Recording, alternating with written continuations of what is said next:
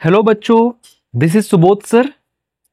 आज हम लोग एक नए वीडियो के साथ आए हैं जहां पे हम लोग इंग्लिश लिटरेचर का हर एक चैप्टर को वन बाय वन एक्सप्लेन कर रहे होंगे। क्लास 11 और 12 का ये स्पेशल सीरीज है।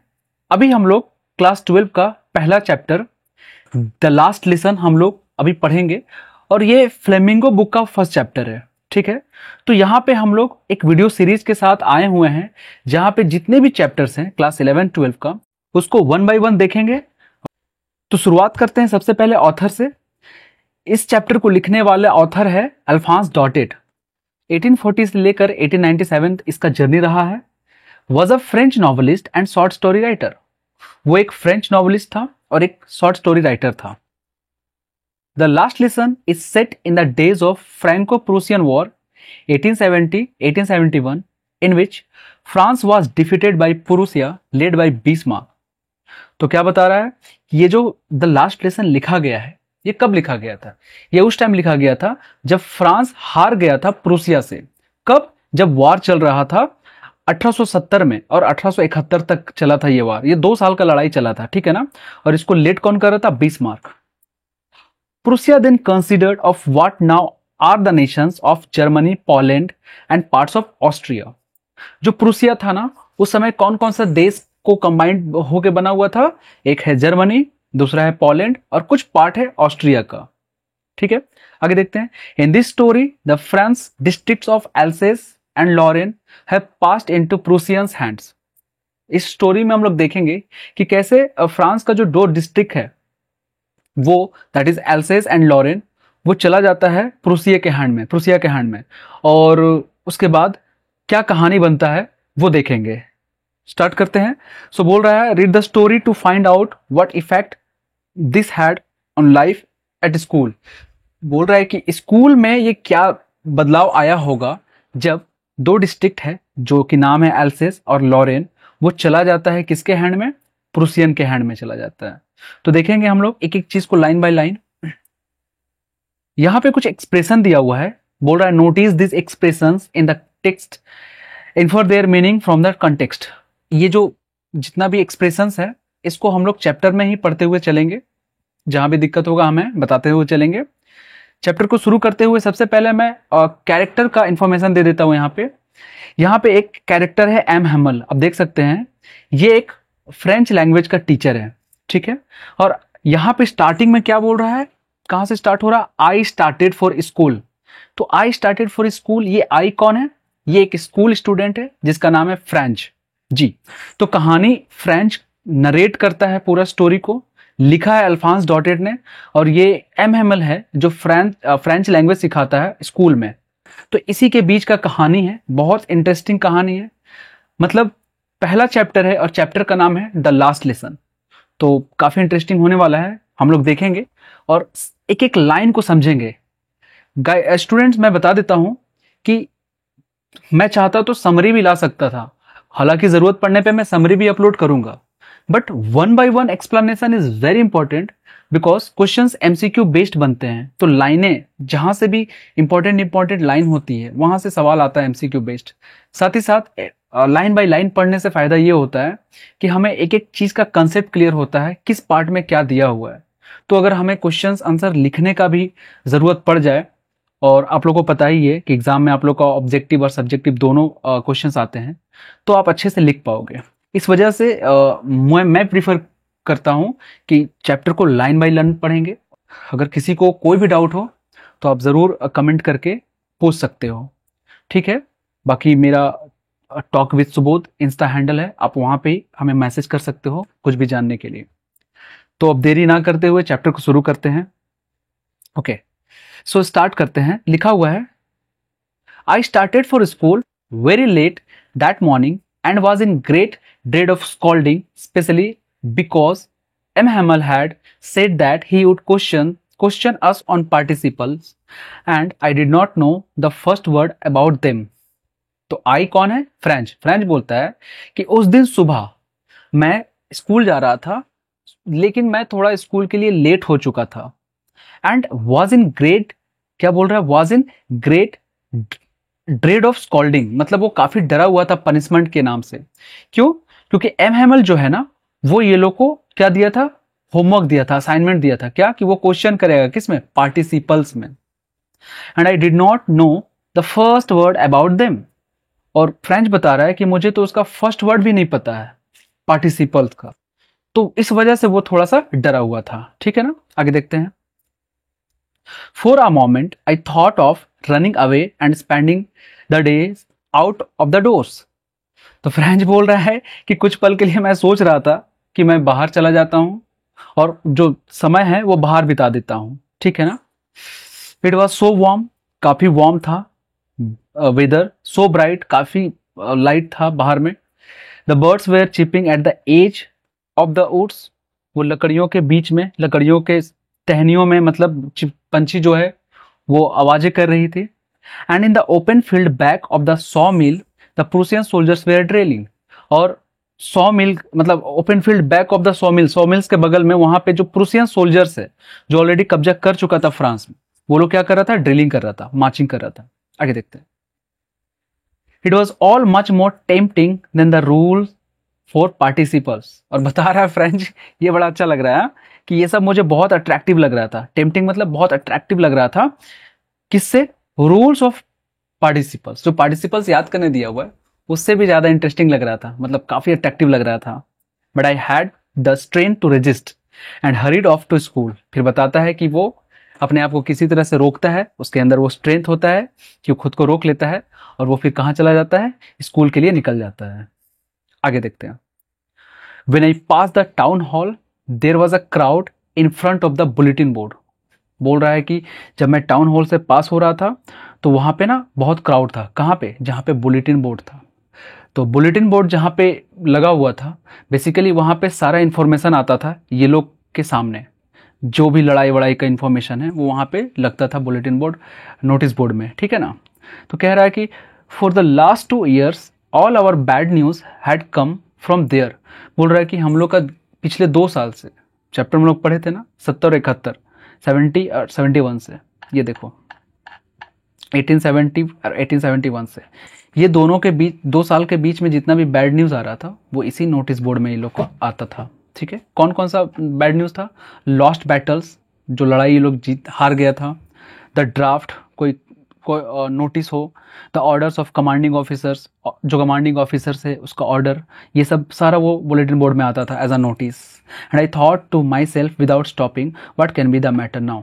और ये जो फ्रेंच है ये सब देख रहा होता है सब कुछ कि वहाँ भीड़ लगा हुआ है नोटिस बोर्ड में, और ये बिना रुके हुए सोचते सोचते जा रहा है कि भाई अब क्या हुआ है, क्या मैटर हुआ होगा। ओके, आगे देखते हैं। Then as I hurried by as fast as I could go, the blacksmith watched her, who was there with his apprentice reading the bulletin, called after me, "Don't go so fast, bub. You will get your school in plenty of time." तो बोलता है वहीं पे एक आदमी जो black Smith था, उसका क्या नाम था, वॉचटर, वो अपने अप्रेंटिस के साथ उसी बुलेटिन बोर्ड के पास पढ़ रहा था न्यूज़ वगैरह, और इसको बुलाता है फ्रेंच को, बोलता है कि फ्रेंच इतना स्पीड जाने का ज़रूरत नहीं है, आपके पास बहुत समय है स्कूल जाने के लिए। दोस्तों यहाँ पे ना वो एक ताना दे रहा है, क्योंकि बुलेटिन बोर्ड में नोटिस आ चुका था। क्या नोटिस था मैं भी बता देता हूँ कि जर्मनी का शासन यहाँ पे लागू होने वाला है ना, जर्मन हुकूमत। तो ये नोटिस ऑलरेडी आ चुका था वो लोग का, और ये चीज़ फ्रेंच को नहीं पता था, तो इस वजह से वो ताना थोड़ा सा दे रहा था कि इतना जल्दी स्कूल जाने की ज़रूरत नहीं है, बहुत समय है, क्योंकि अब तो समय बदल रहा है, तो अब तो सारा जर्मनी हुकूमत रहेगा, तो फुल ऑफ टाइम है। इस वजह से ये थोड़ा सा एक ताना के जैसा था। देखो आगे देखते हैं। I thought he was making fun of me. और सच में फ्रेंच सोचता है कि ये मेरे को मजाक बना रहा है। क्यों? क्योंकि चैप्टर के स्टार्टिंग में लिखा हुआ है क्या, कि वो उस दिन सुबह स्कूल के लिए देर हो रहा था उसको, है ना, देरी से निकला था, तो उसको लगा कि ये मेरा मजाक बना रहा है। And reached M Hamel's little garden all out of breath. बोलता है कि मैं एम हेमल के गार्डन में पहुंचता हूँ एकदम एक सांस में, एकदम धड़ल्ले से। मतलब स्कूल जो है ना, स्कूल में जो एम हेमल पढ़ाता था क्लास में, उसके बाहर छोटा सा गार्डन था क्लासरूम के बाहर, तो वो वहां तक पहुंचता है। ओके, आगे देखते हैं। Usually when school began there was a great bustle which could be heard out in the street. बोलता है कि जनरली जब स्कूल खुली रहती है, ऐसे स्कूल चल रही होती है, तो बहुत बसल होता है, मतलब हल्ला शोर शराबा होते रहता है, जो कि बाहर रोड में भी सुनाई देता था। The opening and closing desk, क्या क्या हल्ला होता था, जो डेस्क है उसको बंद करना, उसको खोलना, ये सब। लेसन्स रिपीटेड यूनिसन्स, सब बच्चे एक साथ एक सुर में हल्ला करते थे, लाइक किसी लेसन्स को या किसी चैप्टर्स को या किसी पंक्तियों को वो रिपीट करता था, लाइनों को जोर जोर से, वेरी लाउड, है ना। With our hands over our ears to understand better, और अपने हाथ को कानों में रख के समझने के लिए और प्रयास करता था। And the teachers great ruler rapping on the table, और उसी पैरेलली उसी टाइम पे हम लोग हल्ला करते थे, तो टीचर्स भी अपना जो रूलर है वो टेबल पे पटक कर हम लोग को साइलेंट करते थे, है ना। तो ये सब सब क्या होता था, सुनाई देता था। मतलब ये बताने की कोशिश कर रहा है कि ये सब स्कूल के बाहर सुनाई दिया करता था, बट लेकिन उस दिन साइलेंट था। देखो क्या लिखा हुआ है, but now it was all so still, मगर ये सब कुछ हो नहीं रहा था उस दिन स्कूल में। I had counted on the commotion to get my desk without being seen. मतलब इसका क्या होता था ना, कि ये इस नॉइज के बीच में चुपचाप घुस के बैठ जाता था, ठीक है ना। इस नॉइज का ये फायदा उठाता था। कौन? फ्रेंच। देखो यहाँ लिखा हुआ है ना, I had counted on the commotion to get to my desk without being seen. Commotion का मतलब होता नॉइज, तो बताता था कि इस नॉइज के बीच में मैं फायदा उठाता था और घुस के बैठ जाता था। But of course that day everything had to be as quiet as Sunday morning. बोल रहा है लेकिन उस दिन, जैसा कि पहले बताया, कि काफ़ी स्टिल था, काफ़ी साइलेंट था। वो साइलेंट कैसा लग रहा था? Sunday morning. संडे मॉर्निंग क्यों बोला गया? बिकॉज संडे मॉर्निंग को क्या होता है ना, स्कूल बंद होता है, और स्कूल जब बंद होता है तो स्कूल पूरा साइलेंट होता है, एकदम काम होता है। तो बता रहा है कि स्कूल रनिंग डेज में भी स्कूल इतना साइलेंट लग रहा है, तो लग रहा है कि ये संडे का मॉर्निंग है, क्योंकि उस दिन तो कोई बच्चे आते ही नहीं, स्कूल रनिंग होता ही नहीं है। ओके, ठीक है ना, यहाँ तक समझ में आया होगा। अब आगे देखते हैं। Through the window I saw my classmates already in their places and M Hamel walking up and down with his terrible iron ruler under his arm. बोलता है कि मैं खिड़की से झांक कर देखता हूँ तो अपने क्लासमेट को पाता हूँ कि वो ऑलरेडी अपने बेंचेस में जाके बैठा हुआ है। और ये भी नोटिस करता है कि जो एम हेमल है वो अप एंड डाउन, आगे पीछे हो रहा है, चल रहा है, ठीक है। और जो रूलर है वो अपने आर्म के अंदर दबा के रखा हुआ है। Next, I had to open the door and go in before everybody. बोलता है कि मुझे दरवाजा खोलना होगा और सबके बीच में जाना होगा। You can imagine how I blessed and how frightened I was. बोलता है कि आप इमेजिन कर सकते हो किस तरह से वो साइपन हुआ होगा मेरे अंदर में। मैं शर्माया हूँगा थोड़ा बहुत, और डरा हुआ भी था कि मैं सबके बीच में जाऊँगा, क्लास साइलेंट है, सब मुझे देख रहा होगा। गाइज, आप लोग भी कभी नोटिस किए होंगे कि स्कूल अगर जाते हो अगर बैक बेंच नहीं है आपका, अगर फ्रंट बेंच में आपको बैठना हो या फिर फ्रंट गेट से आपको घुसना हो, जहाँ पे टीचर्स और स्टूडेंट्स आपको देख पा रहे होंगे, तो कैसा वो एम्बैरेसमेंट टाइप का मोमेंट होता है कि सब देख रहा है मेरे को। थोड़ा डर भी रहता है टीचर्स की वजह से। तो यही एक माहौल बन चुका होता है वहाँ पे। और फ्रेंच यही चीज़ सोच के थोड़ा सा खड़ा था वहाँ पे, मतलब सोच रहा था कि अब मैं जाऊँगा and all. But nothing happened. M Hamel saw me and said very kindly, go to your place quickly little French. But ऐसा कुछ हुआ नहीं। ये डर तो जरूर रहा था, फ्रेंच का हालत खराब था कि मैं सबके बीच में जाऊँगा, क्या होगा नहीं होगा, टीचर क्या गुस्साएंगे एंड ऑल, सब देखेंगे। ऐसा कुछ वो सोच ही रहा था, बट ऐसा हुआ नहीं, ठीक है ना। एम हेमल उसको देखता है और बोलता है कि जल्दी आ जाओ और अपने प्लेस में जाके बैठ जाओ। We were beginning without you. हम लोग तो तुम्हारे बिना ही शुरू करने जा रहे थे चैप्टर। ये कौन बोलता है? एम हेमल बोलता है। किसको बोलता है? फ्रेंच को बोलता है। दैट मीन्स जो चीज़ फ्रेंच एक्सपेक्ट किया हुआ था कि शोर शराबा हो रहा होगा, टीचर डांटेगा एंड ऑल, अभी तक वैसा कुछ नहीं हुआ है। आगे देखते हैं। आई jumped over the bench and set down at my desk. बताता है कि मैं जंप करता हूँ बेंच में और अपने डेस्क पे बैठ जाता हूँ। Not till then when I had got a little over my fright did I see that our teacher had on his beautiful green coat, his frilled shirt and little black silk cap all embroidered that he never wore except on inspection and prize days। तो French क्या बोलता है इस paragraph में कि मैं इससे पहले कि बैठूं, ठीक से हो लूं, मैंने क्या देखा? मैंने देखा कि हमारे जो सर है वो ग्रीन कोट पहने हुए हैं, है ना। हिज फ्रिल्ड मतलब काफ़ी एम्ब्रॉयडर्ड है, काफ़ी डेकोरेटेड है ना। शर्ट पहने हुआ है, ठीक है, and all little black silk cap, वो ब्लैक सिल्क कैप पहने हुआ है, ऑल एम्ब्रॉयडर्ड, काफ़ी वो भी पूरा एम्ब्रॉयडरी किया हुआ है ना, कढ़ाई जिसको बोलते हैं, दैट ही नेवर वोर except on inspection and price days. बोलता है ये जो पहने हुए हैं सर एमएमएल, ये हमेशा नहीं पहनते थे, ये जनरली पहनते थे कब, जब इंस्पेक्शन हो रहा होता है या फिर प्राइस डेज हो रहा होता है, लाइक कोई चीज़ का डिस्ट्रीब्यूशन हो, प्राइस हो रहा होगा डिस्ट्रीब्यूट स्कूल वगैरह में, तब वो पहना करते थे, या फिर किसी इंस्पेक्शन के टाइम पे, है ना। लेकिन आज वो पहने हुए हैं, तो ये थोड़ा सा कंफ्यूजन हो गया है किसको, फ्रेंच को। आगे देखते हैं।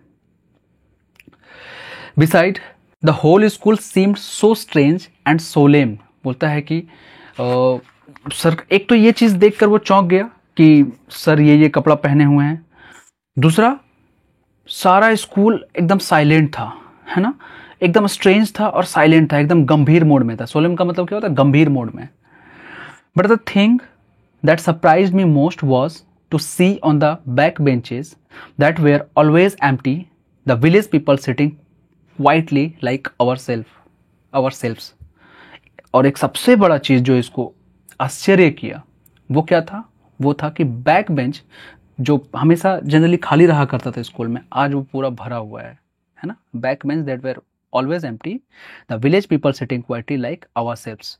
और वहाँ पे कौन बैठा हुआ, वहाँ पे कोई स्टूडेंट नहीं है, वो गाँव के लोग बैठे हुए हैं, इनके गाँव के लोग, ठीक है ना, फ्रेंच पहचान रहे वो लोग को, इनके गांव के लोग आगे बैठे हुए हैं। और ये इसके लिए बहुत स्ट्रेंज था।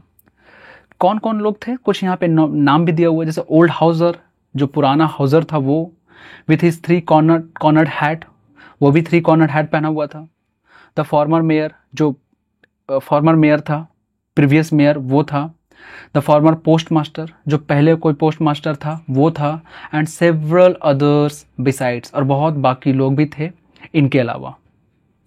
तो ये चीज़ को देखकर फ्रेंड्स थोड़ा सा क्या होता है, सस्पेंस में आ जाता है कि ये क्या हुआ, बैक बेंच भरा हुआ वो भी गांव के लोगों से, और हाउसर लोग बैठे हुए हैं।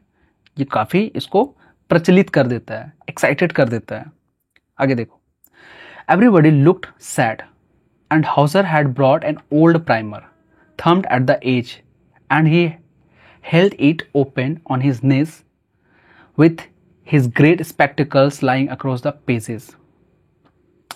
क्या बोल रहा है कि उस टाइम जो ओल्ड हाउसर है, मतलब सब कुछ सैड सैड दिख रहा था, और ओल्ड हाउसर जो था वो ओल्ड प्राइमर लाया था, मतलब पुरानी किताबें लाई थी जूनियर्स का, है ना, प्राइमर मतलब जूनियर्स की किताबें लेकर आया था। थम्ड एट द एज, जो साइड से मुड़ा हुआ था, पुराना किताब साइड से मुड़ जाता है वैसा कुछ। And he held it open on his knees, और वो किताब को कहाँ रखता है, अपने घुटनों के पास ऐसे खोलकर रखता है। And is great spectacles lying across the pages, और वो पूरा ध्यान से पढ़ रहा है, वो किताब को देखे जा रहा है। ठीक है, आगे देखते हैं। While I was wondering about it all, मैं ये सब सोच ही रहा था, Hamel mounted his chair, Hamel अपना चेयर खिसका के बैठता है। And in the same grave and gentle tone which he had used to me said, my children, this is the last lesson I shall give you।